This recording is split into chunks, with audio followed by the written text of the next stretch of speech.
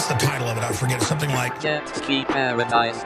you can tell they're government operatives. They've got like evil in their eyes. Hardcore. I mean, the real spirit is. No, I find teeth disgusting. Teeth, crumbs, and beards are my 3 least favourite things in the world. Yeah, you hate beards. I hate them. Like an untamed beard makes my skin crawl. That's why you'd hate a lot of people that read this book.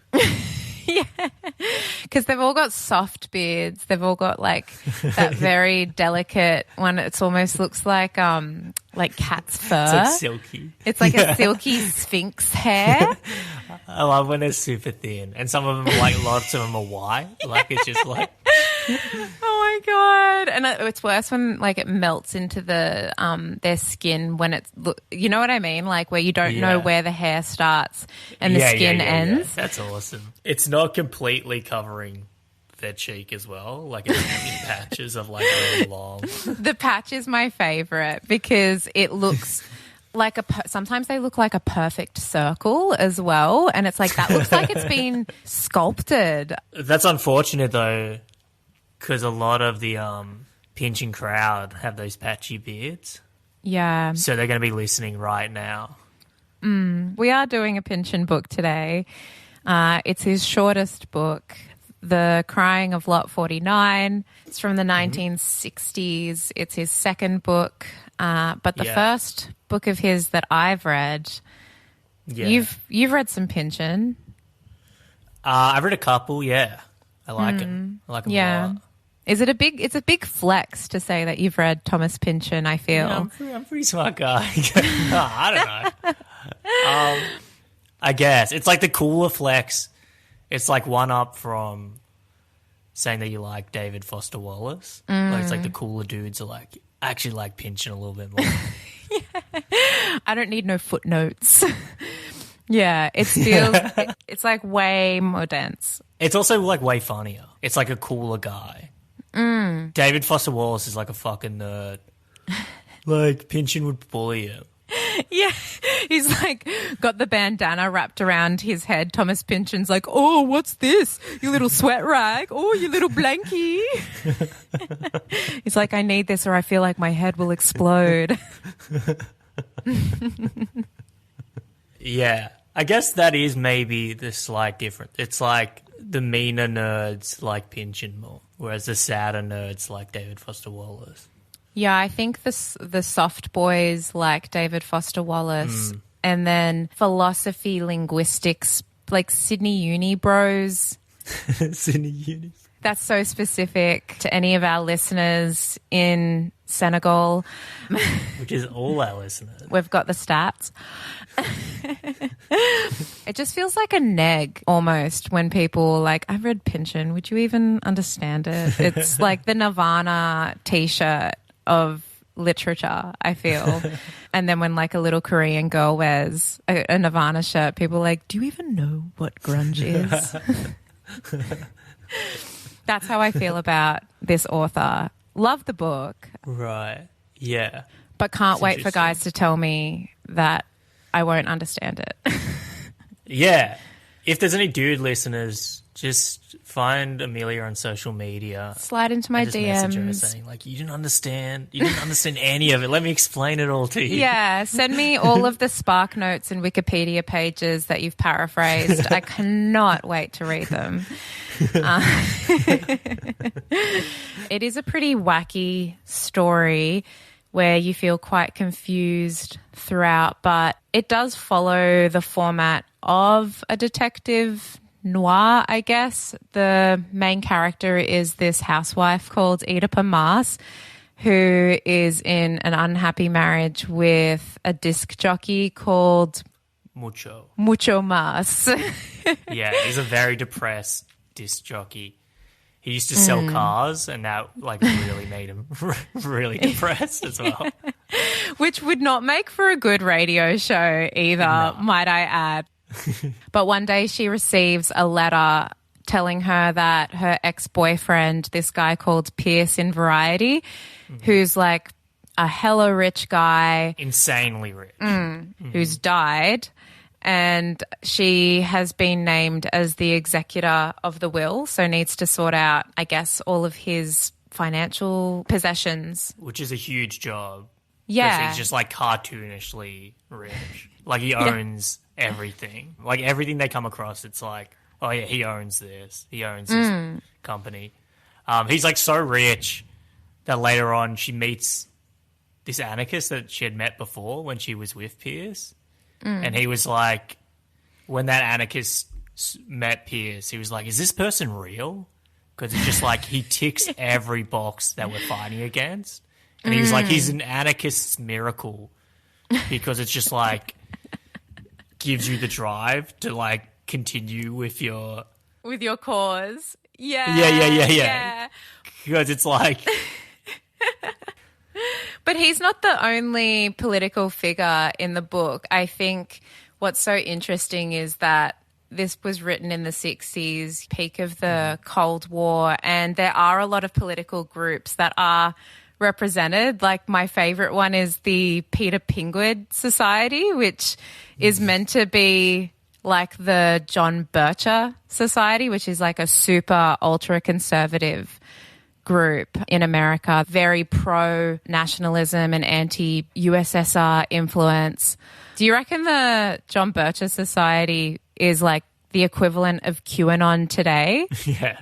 Well, like a lot of it, because she's a housewife and who just suddenly gets into this like paranoia and just starts making all these links between different conspiracies and stuff.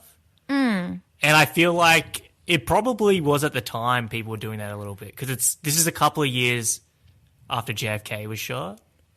So there was probably this kind of conspiracy vibe where you're not sure of what's real and stuff. But we are feeling that more now. Every character in this book experiences some form of paranoia or skepticism. There's like this ongoing tension about the postal system in America. And yeah, it's the same as now where it's like the left and the right both just don't trust the government and like just the order of things. Like there's this huge distrust on what's real and what's there to control. Yeah. Which, we feel now. Yeah. I didn't even know much about the John Bircher Society until reading this book. Did you know about them beforehand? Like vaguely. Yeah, because I was thinking, I was like, what are these guys up to now? Because I thought they sounded quite similar to QAnon, but they just seem quite moderate now, which made me ask the question, are we more conservative as a society now that these guys seem more moderate? Because I watched this report about the John Bircher Society and they were talking about them like they were QAnon. They were just like, these extremists, conservatives are like conspiring against the world. And then I went on the YouTube for the John Bircher Society and it just looks like a Republican Party message. Well, it's the same as like in America, someone will be like publicly have voted Trump. And then they'll just get attacked for being a Nazi and like their show taken off TV. Like, there is this like, if you're slightly different than what's accepted, you're so radical now. It's like with the vaccine and stuff, when people were like, some people were like, I don't know about it.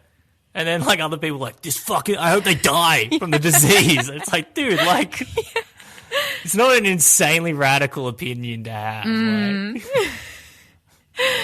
I wonder what Pynchon thinks about anti-vaxxers. Dude, he's probably not taking the vaccine. Well, he doesn't leave the Pretty house. paranoid. He's pretty isolated. He's been doing social distancing for 90 years.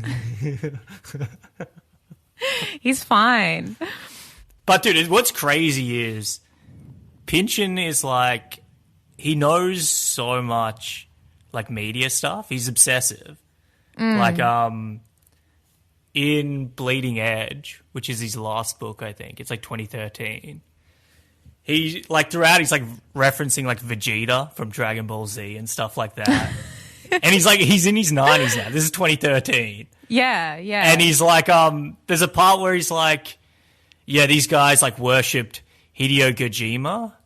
And it's like, I only know that reference so slimly because, like, my friend Jamie is, like, a gamer, like, real into it. And he's like, it's, like, some, like, niche, like, auteur game director, like, creator that's, like, and it's like, how the fuck's his 90-year-old, like... Well, I reckon it's because he's a recluse. He doesn't leave the house.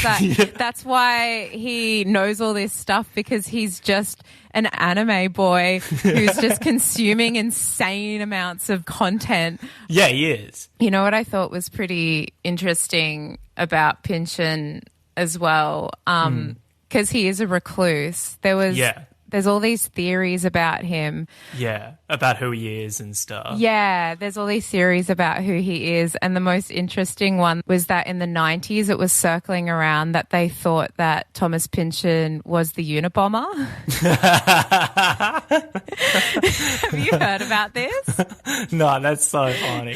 It's insane. That's hilarious. So the reason that they thought he was the Unabomber is because Ted Kaczynski had all these paranoid conspiratorial views about this whole system called the industrial technological system, and because there are similar themes in his books, they assumed that. But Pynchon, I'm pretty sure before he was a writer, he was studying physics and... Yeah, he's like a science guy. Yeah. I just feel like the media has just bunched two math nerds together. Dude, it makes sense, dude. I can see that. Like, he would be, you know how, like, the Unabomber was, like, making his own nails and stuff, so no one knew who he was. It's like, Pynchon would do that. I know, it's true, but it's so funny. That's hilarious. Just to think that they would do that. And there was this other article that I was reading, but other piece of evidence they had was that the FBI had this iconic pencil sketch of the Unabomber in a hooded sweatshirt and glasses, and they were like, oh, this looks kind of similar to Pynchon's preferred incognito apparel. It's like all people who are recluses are wearing the same thing. What are you talking about? That's so funny. You know he's been on The Simpsons? Really? Yeah. Who does he? He's been on The Simpsons twice. Who does he play? As himself. There's one episode where he's like, he's just like, who wants to meet famous, like, author Thomas Pynchon, get a photo with me and stuff. And then another one, he's just like in a book fair. But apparently when they had him come in, they were like, oh, he's the nicest guy. Yeah. And had a line where he just like roast Homer, and he's like, I never do that. Like, so serious. Homer's my hero. He just loves, like, well, he's just like got this interest in mass media. Like, it's such a big theme in all of his books on the effect that it has on people's minds. But it's crazy how much of it he must have consumed. He's just such a language wizard, because I don't know about you, but in terms of reading this, I didn't find it accessible. I felt like I was rereading a lot of lines. I feel like that might have been the intention, but I got that impression where, I don't know, it feels like I get to the bottom of the page and I'm like, I understood all of the words.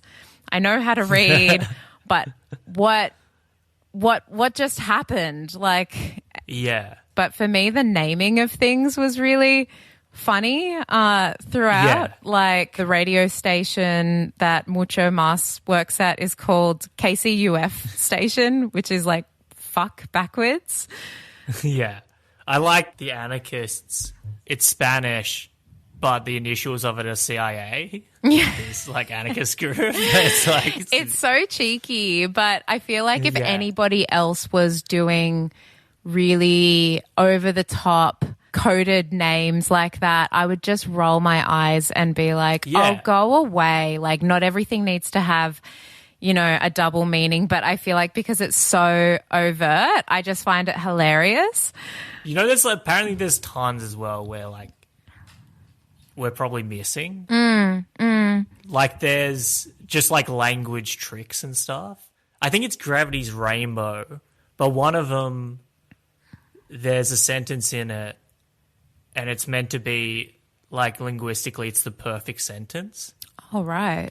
And it's like, I would have just read it and like kept going, but if you get that sentence, there's a comma in it and you can move the comma anywhere in the sentence and it still makes sense and has the same meaning. That's insane. Which is like, people are like, that's like mathematically impossible. Like, he just has it in the book. Yeah. Like, And if you doesn't miss bring it, attention to it. nah. Yeah.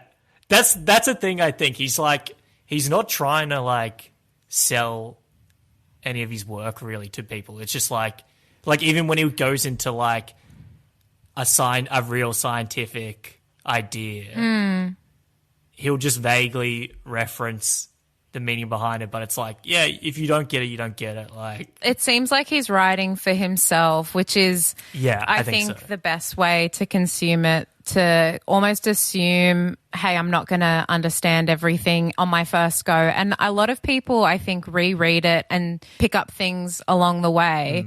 But what I love is that there are so many people theorizing about what everything means, when I don't think that's what he would necessarily want in the first place, because I thought, for me, the whole book seems to be also a critique on how people read literature, and that you shouldn't try to search for all this meaning, because the more you search, the less satisfied you'll be, which is why when you find out the conspiracy theory, it doesn't feel satisfying, and the end of the book just feels even more confusing.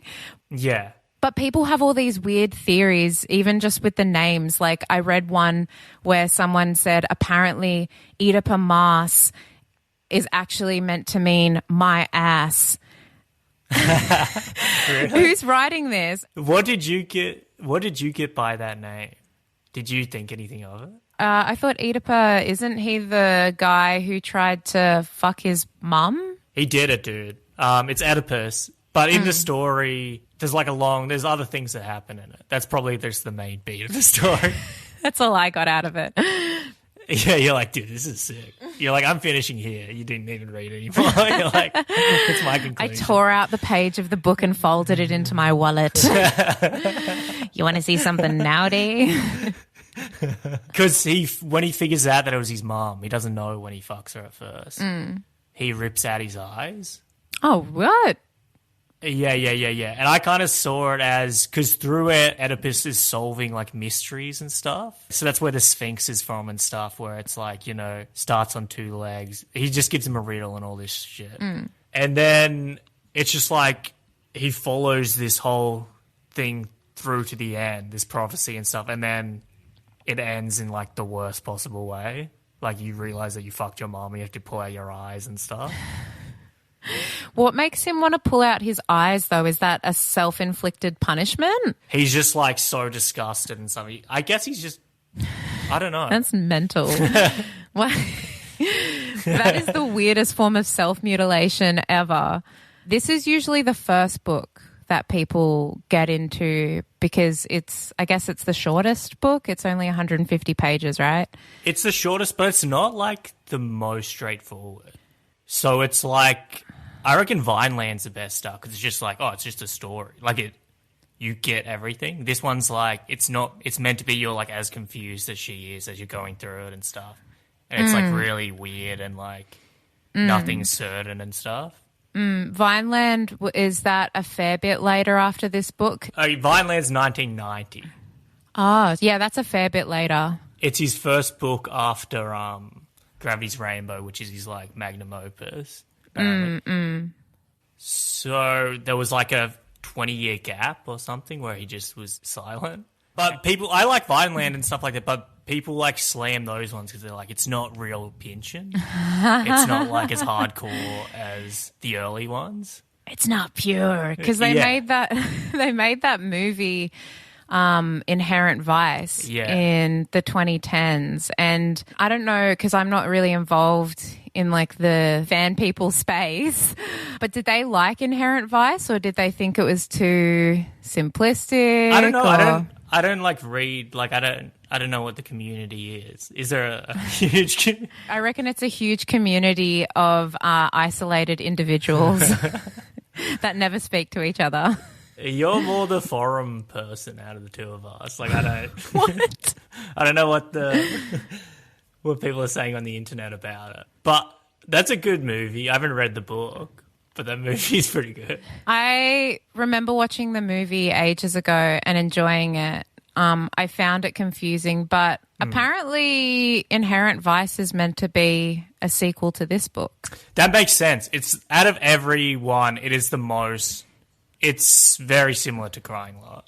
Like, I haven't read the book, but the movies, like, it's the same. Like, he's like stumbling through this paranoia, and it's like things look like they're linked that aren't linked, and like you're just left with like no certainty of anything. That's what I really like about the book, is that they use that kind of detective noir style, but to make things even more confusing. Because if you're reading like a Sherlock Holmes book or something in that vein, you feel like this deep satisfaction when you're unraveling clues. But every time you find a new piece of information in this book, you end up just feeling more confused and the space just becomes more chaotic. Did you feel the same? Yeah, definitely. Yeah. And she becomes more and more paranoid and stuff. Yeah. Similar to how when we reviewed My Year of Rest and Relaxation, I feel like there are some people who really love Thomas Pynchon, and probably in particular this book, that see him as something to be idealized, and it feels very like Radiohead, paranoid android, sitting with my head against the train glass window going, nobody understands this twisted world. I saw this guy online create a fan-based video depicting his experience of the crying of Lot 49. Oh, nice. I remember going on a trip to Florida a few years ago, and about halfway there, I was overtaken by a really overwhelming sense of depression. And I remember thinking that these states we were passing through, states I had never visited before, all looked essentially identical to the Indiana I'd just left behind. It felt as if America was this giant recursive fractal of stoplights, subways, and dingy Walmarts. And no matter how far you traveled, you could never quite escape the infinite strip mall. No one gets this guy. Early in the crying of Lot 49, there's an image that really stuck with me in the 3 years since I first read the novel. An image of a highway like a hypodermic needle injected into the endless sprawl of prefab and beige factories. As if we the people were only here to keep alive the system that had long since ceased to serve us.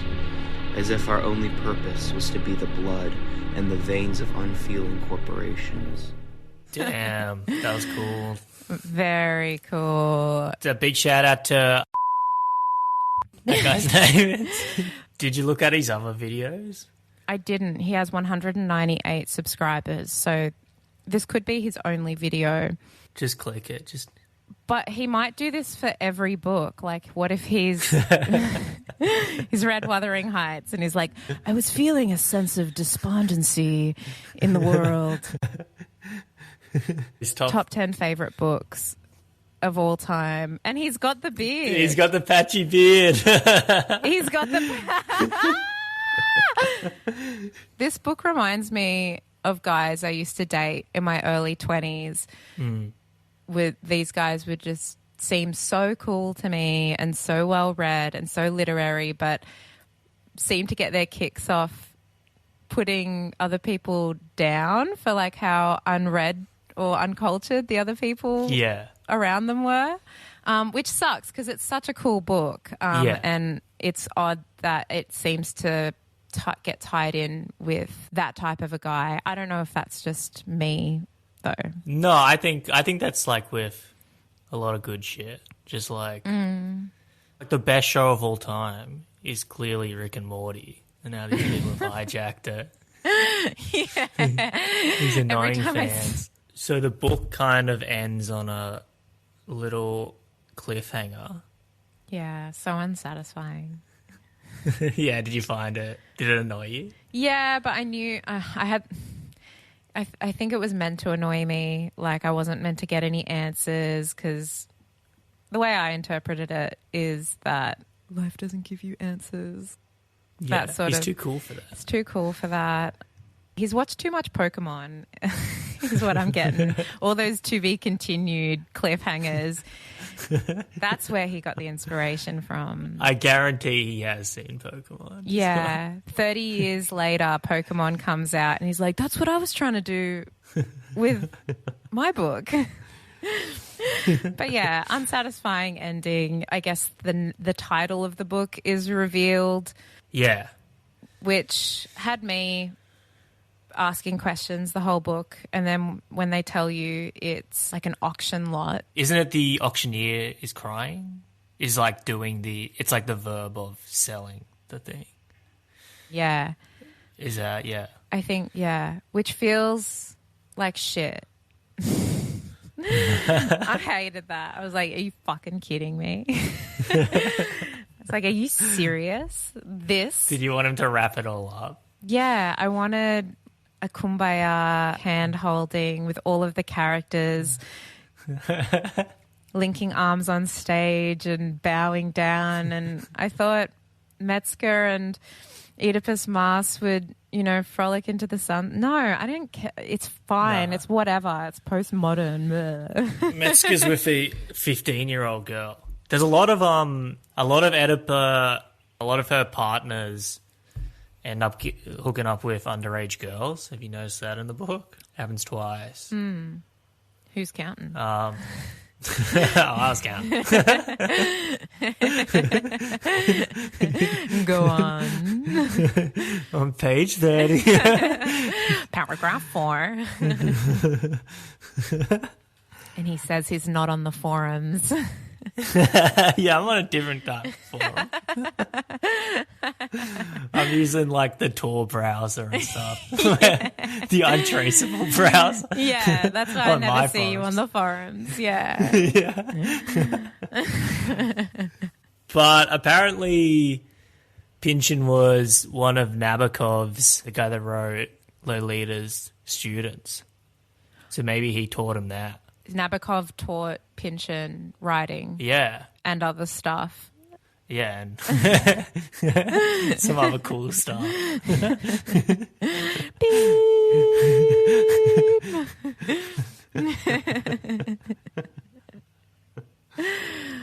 For reasons we cannot go into, Jet Ski Paradise has been pulled off all internet browsers. I'm imagining a flash montage of, at the end of those early 2000 movies where each character is. 3 months later, they're like, oh, yeah. Zach ended up in a federal court for 3 counts. Zach is on the run. His whereabouts are currently unknown. Amelia's doing a movie podcast now. She's like, what did them?